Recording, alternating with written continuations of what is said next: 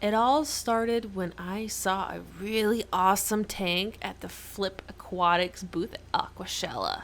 Welcome back to Creative Pet Keeping, and let's work on improving the little shelf that I have in my fish room because it is time for yet another tank to add to my little apartment fish room. Now, the tank itself is just going to be sitting on a little cube grid square. I don't know the proper term for this piece of furniture, but I got it at, I believe, Target. It's either Target or Walmart, but it doesn't really matter. It's not a fancy piece of furniture. It's not an expensive piece of furniture, and it's also not sturdy. So what my dad is doing is he is doing a very kind of quick and easy, cheap solution by adding some more boards and just gluing them on to provide extra support for the fish tank on both sides right here. So we did it for all of the cubes, and what that did is help support the weight a lot better because this particular piece of furniture was not designed to support a tank. So this kind of compensates for it.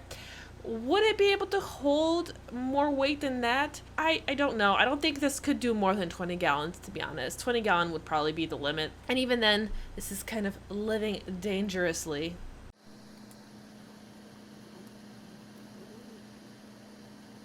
Okay, attempt at trying to film this tank while minimizing the glare. Number 500 and whatever. I lost track, but this is another experiment that I'm going to try to do. I put some spare LED lights, the same ones I actually use up here, up on the plexiglass temporarily, just so I can better illuminate the tank. And as you can see, when you do illuminate a tank strongly, it does in a weird way kind of cancel out the glare, so you can actually see inside the tank a little more. The panda rug will forever be in the reflection. This tank, as you can see, the 5-gallon cube, is powered by the fluval nanolight, and because it's such a strong light, I'm not struggling with a lot of glare here. But because this is a blackwater setup where it has a lot of tannins, which are really beneficial to both the mahachai and the babies, it's hard to see anything without glare. So you can see the tank reflection right here. You see my panda rug. The other downside is now they've turned on the light, both the mahachai male and female are hiding because they're not a huge fan of stronger lighting. So it seems I can't win with this tank in terms of sharing it with you. But I'm going to try my best. That's also why I've been kind of holding back on showing off this tank. I was really trying to solve this glare issue. See, if I move far away and figure out the right angle, you can kind of sort of see the tank without glare and see what it looks like on the inside. And I kind of wish you could enjoy a lot more. Or the male mahachai is coming out a little bit. He's showing off for his girlfriend. Let's see if we can film him. Let's see if I can solve this glare problem to the best. I just got to angle in the right way. So you can see the female's actually right here. You see the reflection of the neon endlers, and then the male is being flirty. Oh, he's actually right here blending in. So while he is flaring and looking great, it's kind of hard to see him because of the glare. So this is something I have to try to figure out. I tried filming this tank at night, and because the lights outside of my building are so bright, it doesn't seem to solve the problem. I still have a lot of glare. So hopefully down the line I'll figure it out. I even tried covering myself in some of the tank in a blanket, like a black blanket, to try to film it a lot better. And I still couldn't really do this. So it's a struggle. It's a little frustrating. Oh, now you can actually see him now that he's kind of out and about. Can't see him too well, but just enough. But as you can see, he'll be out and about, and then he'll kind of go and hide behind under the wood, because he doesn't like to be out in the direct sunlight. It just doesn't feel safe enough. Also, those are baby bristlenose plecos, and here they're temporarily. Obviously, for bristlenose plecos, a 12-gallon long is way too small. But while they're babies, this is just fine. And once they get a little bigger, I'll move them out and I'll put some new babies in here. But what they're doing is helping especially with a lot of the fungus that's naturally growing on the driftwood. See all the fuzzies? I can get right to the glass and maybe focus on it. So these are all the fuzzies that are kind of growing on here. I don't mind them because within these little microorganisms and things will kind of live, and the babies that are in here, which we do have some mahachai babies, will have stuff to eat besides the food, the live food that I'm providing them with. I'm feeding this tank a little lighter, not as heavy as I usually would with a spine tank, because they do have some food.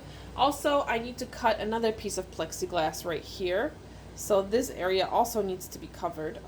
What I need to do is first cut a little notch right here so that I can push this all the way to the edge, but I still allow this plant to kind of stick out as it's kind of rooted down here, and it's providing a really safe and secure nesting area for the male.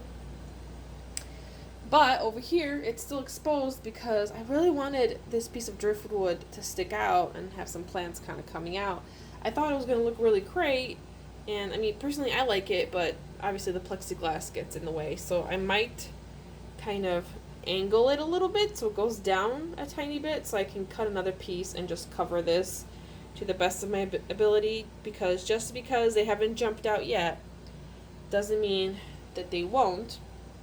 And of course, when I film, I could just, take off the little lid and, film that way. That's not a problem. But when I'm not filming, I would feel a lot better if this was more secure. So those are the struggles that I'm dealing with this tank right now. I really want to share this tank with you and film it much better. Oh, you can see the male. Let me try to sneak up on him a little bit. Hopefully not startle him. But he's really pretty. I really want to figure out how to film this for you, and I will. With enough patience and some online research maybe and perseverance, I'll figure out a good way to reduce the glare as much as possible and actually film this. But until then, I thought you might still enjoy this. Also, I really like the naturalistic setup because this mahachai male, although he spent a good amount of time jarred after he was moved out of his grow out tank from his siblings, he's been utilizing this entire tank, swimming laps everywhere and exploring everything. He's very, very interested. I'm over here sitting at my desk doing some work, and I saw something move in the corner of my eye. The best way I could explain it would be fish zoomies, although I don't think fish experience having zoomies at all. Oh, he's trying to get the female's attention. They just spawned earlier. His babies are free swimming, and I guess he's like, "Hey girl," and she's like, "Go away, get out of my territory." I wish there wasn't so much stuff in that corner, or glare, so I can actually film this properly. This is becoming a fish drama. Yeah, she just told him to go away. She went back to her corner. She's like, "I'm just gonna hang out on my spot. I already spawned with you. I'm not ready for more of your shenanigans."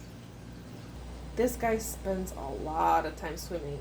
He's also been catching his babies and still putting them back in his little nest. So even though they're free swimmers, he's still kind of taking care of his babies. But that's kind of my ramble, and you get to kind of see my struggles with this tank, the thought process, all the things I need to improve and work on, such as the lid. I think the lid is the biggest priority right now because I'm living dangerously by not covering half of this tank with these guys. They're jumpers, and it's a matter of time. I also want to maybe figure out a way to maybe move this tank forward a little bit, and maybe I'll put this light in the back so it backlights it. And with the extra lighting, maybe I could put a little more low light plants in here just to make it a little thicker, because I do want to make this a little safer and secure for the female mahachai in case the male gets a little too persistent with trying to spawn. In my previous experience, when I had the male and female mahachai together in the same tank, for the most part, the male just kind of left the female alone, unless they were breeding, and they would actually take breaks in between breeding. So that's kind of my little story of today's tank.